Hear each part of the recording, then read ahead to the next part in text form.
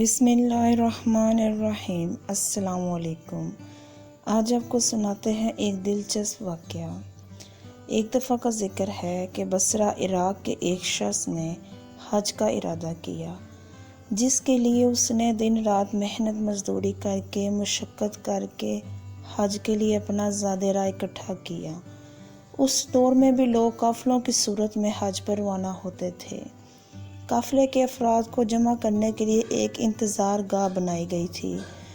روانگی کے روز یہ شخص اپنے گھر والوں سے الوداع لے کر نکلنے لگا تو جذبات میں آ کے سب کے آنسو نکل آئے اور سب نے اسے اپنی دعاؤں اور نیک خواہشات کے ساتھ رخصت کیا۔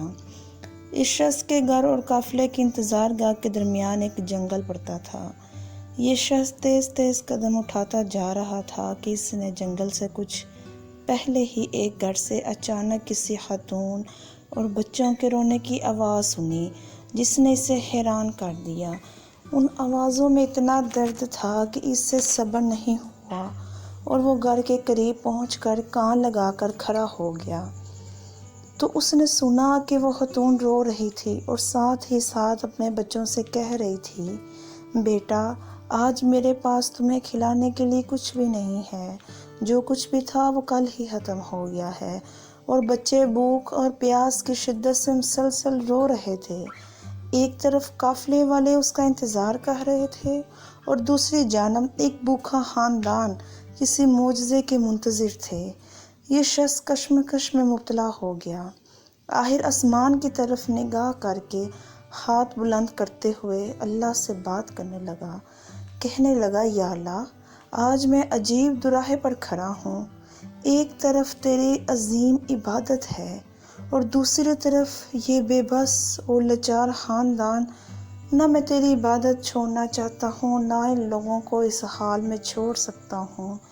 تو ہی مدد کر، میں کیا کروں؟ اور اگلے ہی لمحے اس شخص نے اس گھر کا دروازہ کھٹکھٹایا۔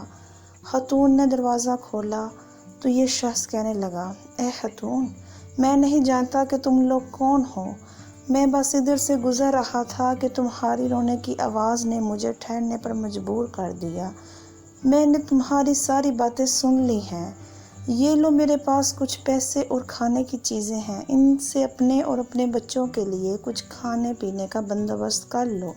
وہ خاتون اپنے جذبات پر قابو نہ رکھ سکی اور روتے ہوئے بولی، اے خدا کے نیک انسان، کچھ دنوں پہلے میرے شوہر کا انتقال ہو گیا تھا، تبھی سے ہم پر مصیبتوں کے پہاڑ ٹوٹ پڑے ہیں۔ آپ کی مہربانی جو آپ نے ہم غریبوں پر اتنا رحم کیا، اللہ پاک آپ کی دلی مراد پوری کرے۔ لیکن حج سے بڑھ کر تو اس شخص کی کوئی دلی مراد تھی نہیں، لیکن حج پر جانے کے لیے کل سرمایہ تو وہ اللہ کی راہ میں قربان کر چکا تھا۔ اب یہ شخص نہ تو واپس گھر جا سکتا تھا کہ گھر والے کیا سوچیں گے کہ حج کیے بغیر ہی واپس آ گیا، اور نہ ہی یہ بغیر ساز و سامان کے وہ قافلے میں شامل ہو سکتا تھا۔ لہٰذا وہ قریب کے جنگل میں چھپ کر بیٹھ گیا اور حج کے دنوں کے گزرنے کا انتظار کرنے لگا۔ کچھ دنوں کے بعد جب حج کے دن گزر گئے اور اس کے قافلے کے لوگ جنگل کے راستے اپنے اپنے گھروں کو جانے لگے تو یہ بھی چھپکے سے ان میں شامل ہو گیا۔ تبھی ایک شخص اسے کہنے لگا، جناب، حج مبارک ہو آپ کو۔ میں نے آپ کو فلاں جگہ آب زمزم پیتے دیکھا تھا۔ پھر کچھ دیر کے بعد ایک اور شخص بولا، میں نے آپ کو سعی کرتے دیکھا تھا۔ ایک اور شخص بولا، میں نے آپ کو طواف کرتے بھی دیکھا تھا۔ غرض کہ ہر حاجی اس کی حج کے موقع پر موجودگی کی دلیل دینے لگا۔ یہ شخص گھر پہنچا تو گھر والوں نے بھی پرتپاک استقبال کیا اور حج کی ڈھیر ساری مبارکباد دی اس کو۔ لیکن یہ شخص اندر ہی اندر پریشان کہ میں تو حج پر گیا ہی نہیں تھا، تو پھر کیوں ہر حاجی میرے وہاں موجود ہونے کی بات کر رہا ہے؟ اب ظاہر ہے حج سے واپسی پر کوئی حاجی جھوٹ تو نہیں بولے گا مجھ سے، لیکن ماجرا کیا ہے یہ سمجھ نہیں آ رہا۔ انہی سوچوں میں گھومتے گھومتے اسے نیند آ گئی اور وہ سو گیا۔ حالم خواب میں اسے بشارت ملی کہ اے نیک دل انسان، تم نے حج جیسی عظیم عبادت کو چھوڑ کر مخلوق خدا کی مدد کی۔ اس کے بدلے میں اللہ تعالیٰ نے بالکل تمہاری شکل کے ایک فرشتے کو وہاں بھیجا، اور یہی نہیں بلکہ اس فرشتے کے حج کرنے کا سارا ثواب بھی تجھے ہی ملے گا۔ سبحان اللہ، سبحان اللہ۔ اللہ کی محلوں کی مدد کرنے کا اجر بھی بہت بڑا ملتا ہے۔